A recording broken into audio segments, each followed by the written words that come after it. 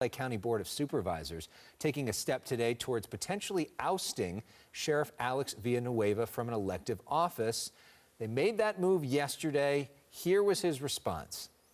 The voters have already spoken. We have a democratic process to elect sheriffs, and I intend to honor that every single day that I'm working. And I think the voters' rights and will needs to be respected by the board. So that was the sheriff with a social media message from a boxing gym last night. Sheriff Villanueva joins us now. And Sheriff, I got to know, should we read anything into the not so subtle messaging of a boxing ring behind you as that message came out? Well, we were at the Compton YAL in a town hall in actually a good conversation with the community leaders. And we figured, well, now would be a better place than any because we're here with the community. So the backdrop, well, you know, it speaks for itself. Okay.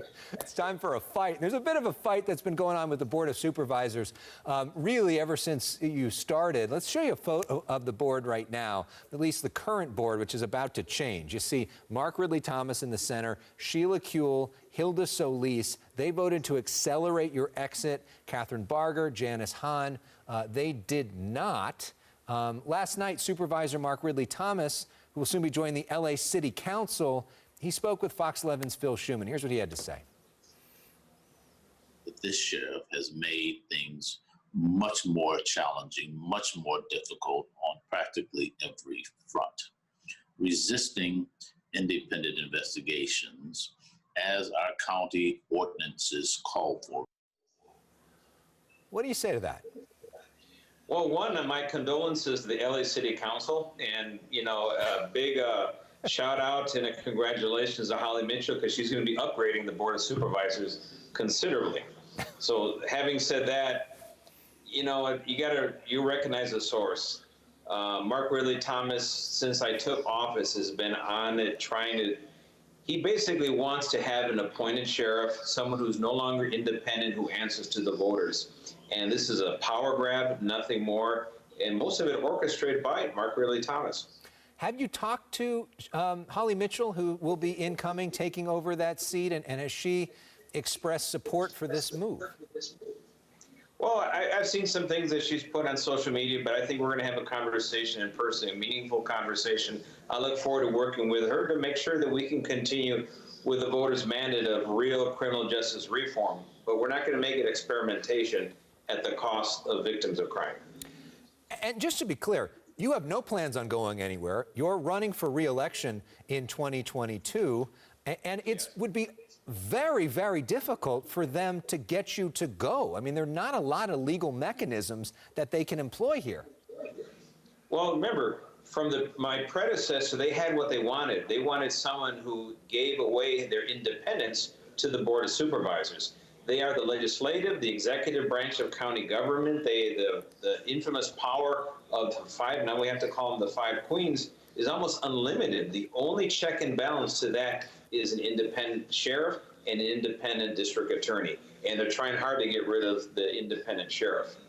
So the Five Kings is in reference to the Board of Supervisors years ago, who were thought of as some of the most powerful people in the entire country. They were all men, all white men. They were known as the Five Kings. Now, for the first time ever, we're going to have 5 women on that board. That's where he's referencing the idea of having 5 queens. All right, the voters spoke on a lot of different things last Tuesday.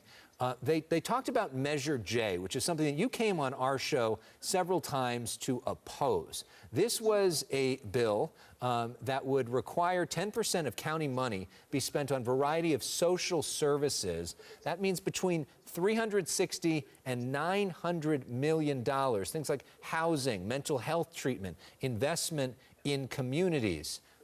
You said this was basically defunding the police. But the people supported this. 57% of the people voted for that. What's the message, do you think, that the people are sending you? The message they're sending is that they had no idea this was a defunding public safety measure. I asked person after person, they said they had no idea that the money that was going to be allocated to Measure J was going to come at the expense of public safety. So that is very, very important to realize. And this, the title itself, Reimagine LA County, it sounds very nice, very innocuous, but had the title been Let's Defund Public Safety, the result would not have been the same. So that's a slick advertising for you. But is it also possible that there are a lot of voters who are not quite comfortable with everything that's happening in the Sheriff's Department, and they like the idea that some of these incidents that may not need a full deputy with guns blazing to come out there, and maybe there's a different way to do things? Well, there can be a different way to do things, by all means, and we're constantly trying to figure out a way to do things better and safer. However, is a taxpayer willing to pay for two separate systems of emergency management?